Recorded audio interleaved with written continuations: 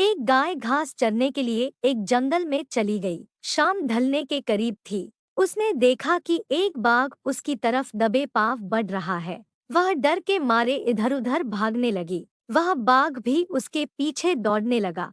दौड़ते हुए गाय को एक तालाब दिखाई दिया। घबराई हुई गाय उस तालाब के अंदर घुस गई। वह बाघ भी उसका पीछा करते हुए तालाब के अंदर घुस गया। तब उन्होंने देखा कि वह तालाब बहुत गहरा नहीं था। उसमें पानी कम था और वह कीचड़ से भरा हुआ था। उन दोनों के बीच की दूरी काफी कम थी, लेकिन अब वह कुछ नहीं कर पा रहे थे। वह गाय उस कीचड़ के अंदर धीरे धीरे धंसने लगी। वह बाघ भी उसके पास होते हुए भी उसे पकड़ नहीं सका। वह भी धीरे धीरे कीचड़ के अंदर धंसने लगा। दोनों ही करीब करीब गले तक उस कीचड़ के अंदर फंस गए। दोनों हिल भी नहीं पा रहे थे। गाय के करीब होने के बावजूद वह बाघ उसे पकड़ नहीं पा रहा था। थोड़ी देर बाद गाय ने उस बाघ से पूछा, क्या तुम्हारा कोई गुरु या मालिक है? बाघ ने गुर्राते हुए कहा, मैं तो जंगल का राजा हूँ। मेरा कोई मालिक नहीं, मैं खुद ही जंगल का मालिक हूँ। गाय ने कहा,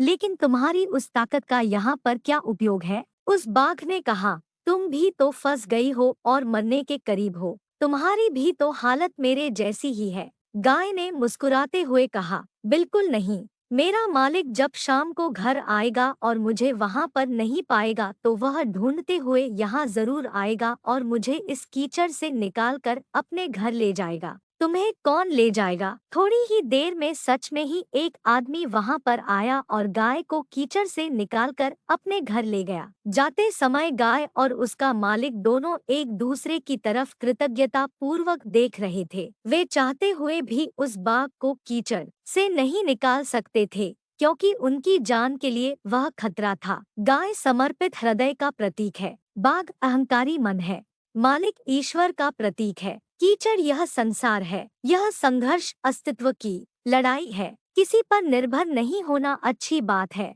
लेकिन मैं ही सब कुछ हूँ, मुझे किसी के सहयोग की आवश्यकता नहीं है। यही अहंकार है और यहीं से विनाश का बीजारोपण हो जाता है। ईश्वर से बड़ा इस दुनिया में सच्चा हितैषी कोई नहीं होता, क्योंकि वही अनेक रूपों में हमारी रक्षा करता है।